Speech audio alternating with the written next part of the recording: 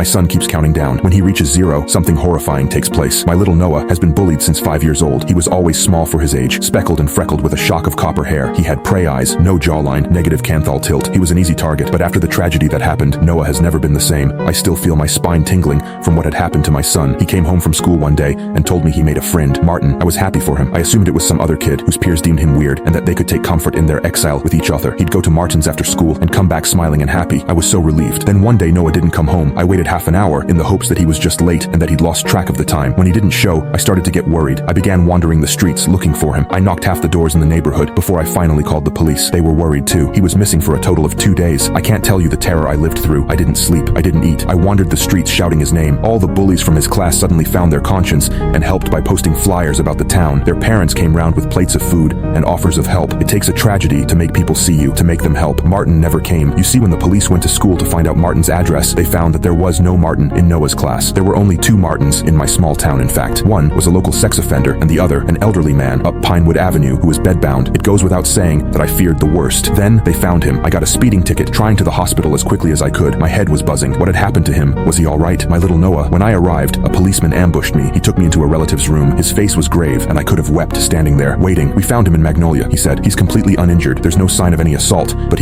why does there always have to be a but? Why couldn't he have been fine? Why couldn't he have wanted to come home and watch Star Trek with me? My relief died like fire in the rain. He's not responding well. We found him in an abandoned house. He was sitting alone in a room. He had been fed and watered. From all evidence at the scene, there appears to have been no restraints nor any kidnap. We're still investigating, but Noah isn't exactly forthcoming with any information. The doctors are hopeful that your presence might change that. He was in a bed, cross-legged and staring at the ceiling. He didn't even look at me as I entered. Something was wrong. 100,003, he said in his feeble little voice. Sunlight crept in through the blinds and blanketed him in strange bars. 100,002. Noah, it's Dad. I called out to him. My words didn't seem to reach him. He was in his own world, just counting. 100,001. 100,000, he said. 99,999. Why isn't he speaking? Why is he counting? I asked. Does your son have autism or any mental conditions? Is there a history of schizophrenia in your family or his mother's side? He asked, providing me with no information. No autism, no schizophrenia. He's got nothing like that. He only plays League of Legends, which explains why sometimes he may seem autistic. But why is he like this? What's going on? Please, Doc. I glanced at him again, still counting away. I looked at my son, Noah. He is eating and drinking. He has no injuries nor any fever. My initial guess was early presenting schizophrenia, yet without any family history and his lack of reaction to medication, I find it unlikely. Dr. Auld said, I cannot dismiss the possibility of some sort of trauma that has caused Noah's change in behavior. That sicko had hurt him in some way. He might not have laid a hand on him,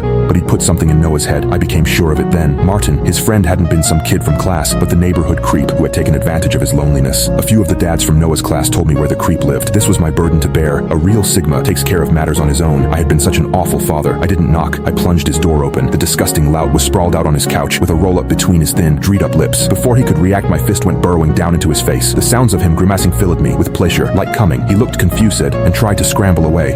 Who are you? The slimebag said. Noah's father. What did you do to him? I punched again and heard his nose breaking. The 10-year-old boy you've been grooming. I ain't been grooming any 10-year-olds. Jesus fuck, he exclaimed, his forearms across his face, defensively. I stopped punching. That missing kid? I told the cops already. I ain't got nothing to do with that. I'm on the register, sure. Nothing to do with any kids. I'm not a pedo. Christ, it was a misunderstanding with a boyfriend that got me put on. No kids. I swear, I don't have anything to do with your kid. Believe me, please. His coffee table was stacked high with adult male magazines. I believed him. I called the police on myself in the end. I sprinted back to the hospital. Nothing had changed. He was still counting down. Every hour the numbers grew smaller. He'd stop to sleep, but when he'd wake, he'd continue the count. 40,603, he said. His voice was changing. The doc said it had to do with the fact he never shut up anymore. His vocal cords were strained and raw. He sounded almost like an old man. My poor little Noah. I couldn't help but wonder what would happen when he got down to 0. Would he stop counting? What would happen when he was finished? I think the doctors were wondering that too. They were stumped. Never seen a case like Noah before. They kept saying, Dad, what's happening to me? He said. I thought I had him back. The moment died as quickly as it came.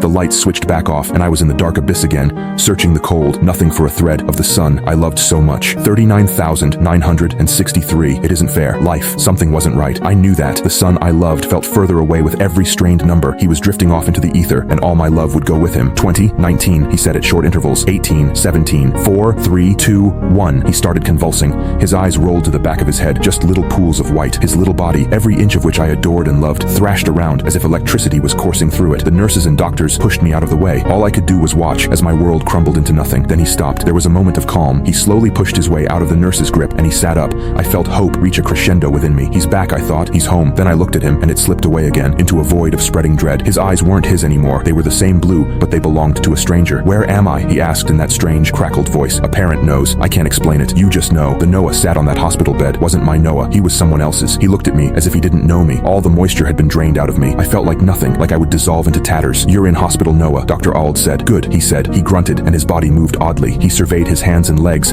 as if he were just discovered them and moved as if he expected them to ache. I feel good. That's excellent, a nurse said with a warm smile. Do you want some of your toys? Your dad brought you in your favorite stuffed bear. He looked at Mr. Snuffles as if he had never seen him before. My hairs were standing up. They refused to lie flat. Interesting bear, he said, judging its missing eye. He spoke as if he was older, more seasoned. This wasn't Noah. This wasn't Noah. He did not cradle it to his chest. It looked at me, that thing in my son's body, and a small smile touched its lips, creeping up at the corners, unnaturally. I shook my head. This couldn't be. His vitals are stable, Dr. Auld told me. This is good. He isn't talking like Noah, I said to him. He mused with his clipboard. He isn't acting like Noah. Somewhere else in the hospital, another tragedy was underway. I was wandering the halls numbly, with a cup of hot coffee in my hands. The doors to ambulatory slammed open. A trolley was rushed through, a crowd of frantic family members chasing after it. An old man lay in a bed, reaching out for the sky's embrace. He was panicked. His eyes were wide like Noah's had been when he called out for me. I want my dad! I want my dad! The old man shouted at the top of his lungs. Then he saw me, and his hand pulled out for me. His words seemed to have been stolen from him. He was trying to throw himself out of the trolley just to reach me. Dad! I want my dad! He shouted, and the words filled my belly with dull,